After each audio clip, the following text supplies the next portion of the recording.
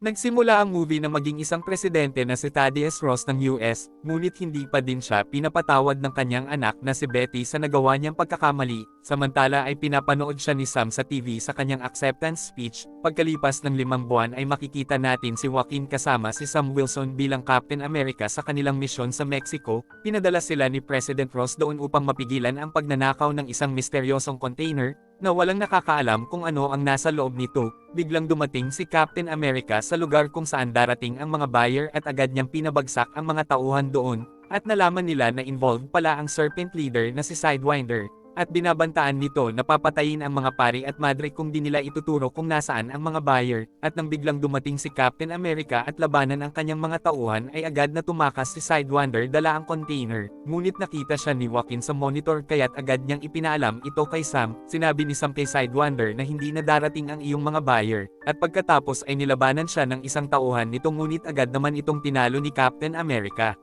Samantala ay nagawa namang makuha ni Joaquin ang container kaya't nagtagumpay na ang kanilang misyon. Dinalaw ni Ross ang puntod ni Karen Lee Ross bilang pagtupad sa pangako niya sa anak niyang si Betty, at sinabi niya sa kanyang assistant na hindi pa din siya kinakausap ni Betty kahit nagbago na siya. Samantala ay tuwang-tuwa si Sam kay Joaquin dahil tinulungan siya nito sa kanyang misyon. Dinala niya si Joaquin kay Isaiah upang matrain ito bilang isang tunay na hero. At habang nag-day training ay tinawagan ni President Ross si Sam. Pagkatapos ay pinaalalahanan ni Isaiah si Sam sa ginawa dati ng presidente. Ngunit sinabi ni Sam na hindi ako basta sumusunod lang sa mga utos niya, at kaya lang ako malapit sa White House ay upang mabantayan ko si President Ross at maprotektahan ang mga tao. Sinabi din niya na inimbitahan ako ni Ross dahil sa matagumpay na misyon namin ni Joaquin. Inimbitahan din niya si Isaiah na sumama sa kanila. Pumayaw si Isaiah nung unang ngunit pumayag na din ito, at kinagabihan ay nakarating na silang tatlo sa White House. Pagkatapos ay makikitang nag-selfie muna sila sa loob, at hindi nila alam na may nanonood na pala sa kanila sa monitor. Ilang sandali ay pinatawag na ni Ross si Sam sa kanyang office, at nagpasalamat ito sa kanya dahil nakuha nila ang container, at dahil dito ay natapos na niya ang treaty na kanilang isinusulong. Sinabi din nito na gusto niyang buuin muli ni Sam ang Avengers. Di ba't ikaw ang sumire ng ating team at hindi na ganon kadali na buuin ito? Ngunit sinabi ni Ross na pag-isipan mo dahil ang Avengers ang kumakatawan sa ating bansa.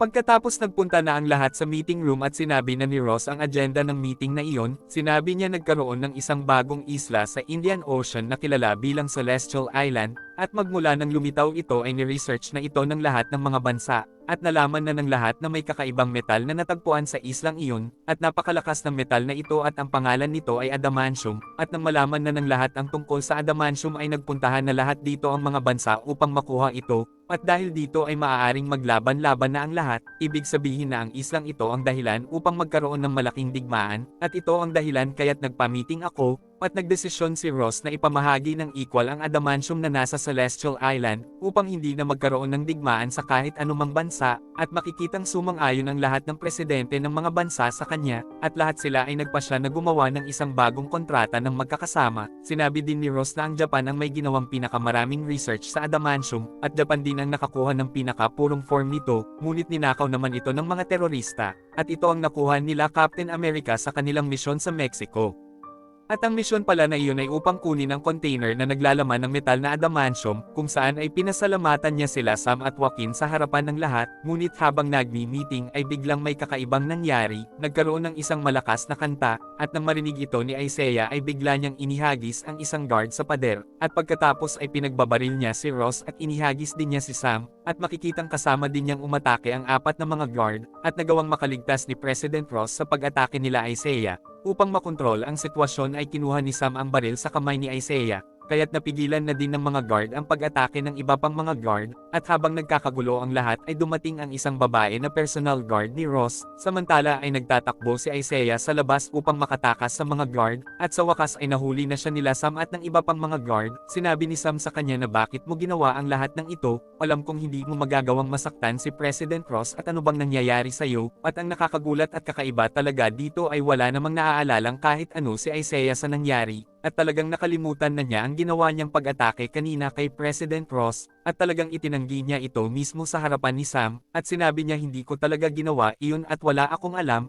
At sinabi ni Sam na kung hindi mo naaalala ang ginawa mo kanina ay may ibang tao ang nasa likod nito, at iyan ang aking aalamin upang mapalaya kita. Pagkatapos ay nag-umpisa na siyang mag-imbestiga, at agad siyang bumalik sa White House upang kunin ang CCTV doon, at nakita nila na kakaibang kumislap ang cellphone sa mukha ni Isaiah, at nangyari din ito sa apat na mga guard na umatake kay President Ross. At ang nakakagulat pa dito ay nang biglang tumugtog ang isang kanta ay biglang umatake sila Isaiah at ang apat na mga guard, at upang iligtas si Isaiah ay nagpasya si Sam na hanapin ang tao na gumawa nito, at habang nasa daan ay bigla siyang pinagbabaril ng isang lalaki, at paglabas niya ay nakita niya na iyon din pala ang leader ng mga terorista na nagnakaw ng container ng Japan, at kaya pala ay naghihiganti ito sa kanya ngayon, kaya't matindi siyang nakipaglaban dito at kalaunan ay natalo na niya ito. Pagkatapos ay biglang may tumawag sa kanya at sinabi nito na oo napatay mo siya, ngunit kung ano man ang mangyayari sa hinaharap ay hindi mo na ito mapipigilan, kaya't nang dahil dito ay nag-alala si Sam dahil alam niya na may isang tao na sumusubaybay sa kanya, at sigurado na ang taong ito ay may kinalaman sa nagyaring pag-atake sa presidente, kaya't pagbalik ay agad niyang trinace ang tawag na iyon, at nalaman niya na nagmula pala ito sa Camp Echo 1, at upang malaman ay agad silang nagpunta ni Joaquin doon, samantala ay papunta naman si Ross sa Japan, at sinabi sa kanya ng kanyang assistant na umalis sila Sam sa base, at inutos ni Ross na harangin sila Sam sa kahit anumang paraan, samantala ay tinawagan siya ng warden na si Cooper, at narinig niya sa cellphone ang isang pagputok ng baril, pagkatapos ay biglang nagsalita ang isang boses na kilalang kilala niya, at ito ay si Samuel Stearns na buyer ng adamantium, at binantaan siya nito na malalaman na ng lahat kung sino ka talaga at magagalit silang lahat sa'yo. Samantala ay nakarating na sila Sam at Joaquin sa Camp Echo 1, at pagpasok ay laking gulat nila dahil wala namang nakakulong doon, at isang laboratory lang pala ang loob nito. Nagtaka si Sam kung bakit nagkaroon ng lab sa isang kulungan, pagkatapos ay nakakita siya ng mga picture ng iba't ibang mga tao, at nakita din niya doon si Isaiah at ang mga document ng Japan, at napanood din nila ang isang video na naglalaman ng hidden frequency na ginawa upang mamanipula ang kahit sino man na makakarinig nito. Pagkatapos ay lumabas sa dilim ang mystery buyer at inamin nito na siya ang nag-hire sa Serpent Leader upang nakawin ang container, ngunit ang layunin niya talaga ay ang patayin si Ross upang makapaghiganti, dahil ipinakulong siya nito ng walang paglilitis. At dahil sa radiation accident kaya tuluyang nabago na ang kanyang utak, at ginamit din siya ni Ross upang umangat at manalo, pagkatapos ay bigla siyang inatake ni Sam ngunit ginamit niya ang tila isang high frequency na nagpahina kay Captain America, pagkatapos ay dumating ang mga guard at nagkaroon sila ng matinding paglalaban, ngunit nagawa nilang makatakas ng matalo nila ang mga ito. At paglabas ay nakasalubong nila ang iba pang mga security, ngunit biglang dumating si Ruth at tinalo niya ang lahat ng mga ito, at habang papaalis ay hinuli sila ng mga pulis sa labas na inutusan ni Ross, pagkatapos ay biglang tumunog ang isang music na nagmamanipula, kaya't agad na tumakas sila Sam at Joaquin upang makaligtas, samantala ay nagalit si Ross dahil walang nangyayari tungkol sa adamantium, gayunpaman ay nagbigay siya ng mahigpit na utos na maaring magdulot ng isang malaking digmaan, kaya't pinaalalahanan siya ng kanyang assistant, samantala ay nakarating na sila Sam sa isang ligtas na lugar upang magsagawa pa ng mga investigasyon, sinabi ng Serpent Leader sa kanya na natagpuan ni Stearns ang kanyang old unit taon na ang nakalilipas. At nang makita nila ang kalagayan nito kaya't binigyan nila ito ng gamot na may tamang dosage, ngunit sinadyang tinaasan ni Ross ang dosage ng gamot upang magamit niya si Stearns at nang magkaroon siya ng kapangyarihan, at nagsinungaling siya dito at sinabing palalayain kita kapag naging isa na akong presidente, at ngayon dahil nakatakas na si Stearns ay gusto na niyang magawa ang paghihiganti niya kay President Ross.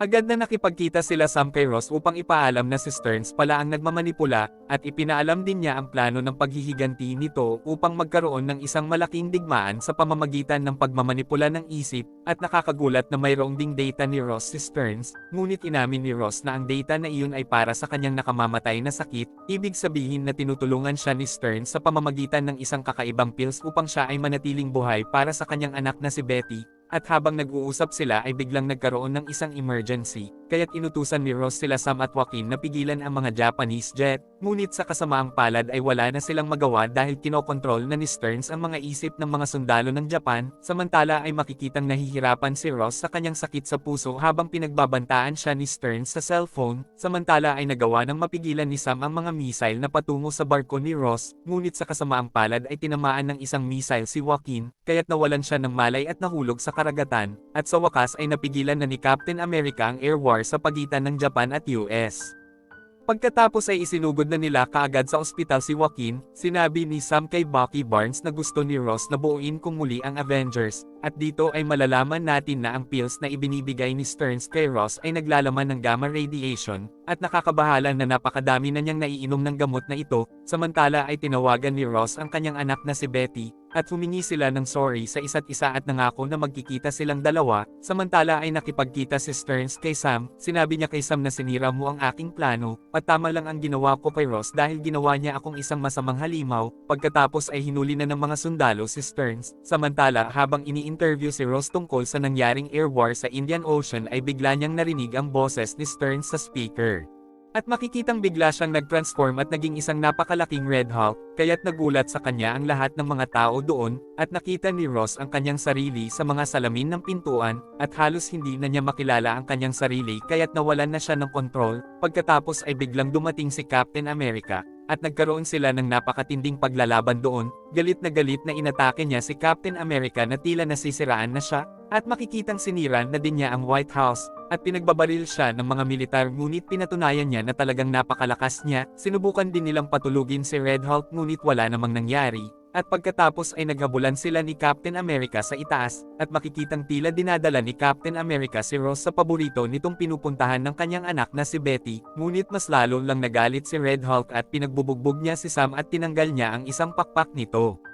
At bago niya mapatay si Captain America ay nagawa nitong makatakas sa kanya, at nang ibibigay na ni Red Hulk ang kanyang pinakamalupit na suntok ay ginamit ni Sam ang kanyang pakpak upang mapabagsak niya ito, ngunit muli na namang bumangon si Red Hulk, kaya't pinaalala sa kanya ni Sam ang sinabi niya dati na nagbago na siya, upang mapatunayan niya kay Betty kung gaano na siya kabuti ngayon, at makikitang umubra naman ito kaya't muli nang bumalik si Red Hulk sa kanyang dating anyo na si President Ross. Pagkatapos ay kinuha na siya ng mga sundalo upang maipagamot, samantala ay pinalaya na nila si Isaiah dahil napatunayan na ni Sam na siya ay isang inosente. Pagkaraan ng isang linggo ay dinalaw ni Sam si Ross na nakakulong sa isang liblib na lugar, at pinag-usapan nila ang tungkol sa pills ni Stearns, at kung papaano ito nakakaapekto sa kanya, at dito ay malalaman natin na binitawan na niya ang kanyang opisina at ang kapangyarihan, at pagkatapos ng kanilang pag-uusap ay sinabi ni Sam na isinama ko si Betty dito dahil gusto kanyang makita, kaya't nang dahil dito ay sobrang natuwa si Ross. Pagkatapos ay dinalaw na ni Sam si Joaquin, sinabi sa kanya ni Joaquin na sobrang proud ako sa iyo, dahil nakikita ko lang sa TV ang mga hero ngunit ngayon ay nasa tabi ko na siya, sinabi sa kanya ni Sam na maging handa ka palagi dahil sa kabila ng lahat ng nangyari ay tama si Ross sa isang bagay, na kailangan ng mundo ang mga Avengers.